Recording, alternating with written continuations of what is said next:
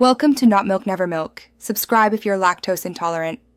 You're starting the QR workflow now.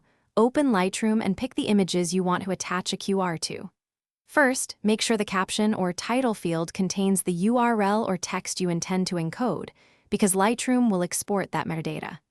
Then set export preferences, format, quality, and dimensions. Once done, export a test image so you have a reference file. This lets you generate a QR externally that matches the final image version and avoids mismatched sizes or wrong links later. Now create the QR using a reliable generator. Paste the exact URL or text you stored in Lightroom metadata so what you encode is accurate. Download the QR as PNG or SVG and choose dimensions that match or scale cleanly to your exported image resolution. Next, open that exported file in Photoshop or use a Lightroom overlay plugin. Place the QR in a clear area, size it so it remains scannable, and save as a new master file.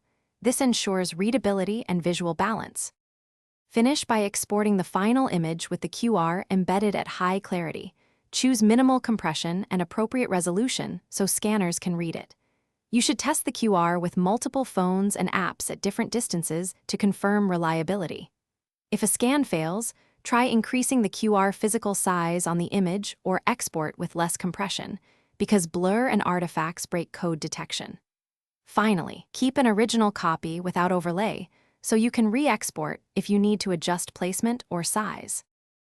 Thanks for watching. If this was helpful, leave a like and consider subscribing. See you next time.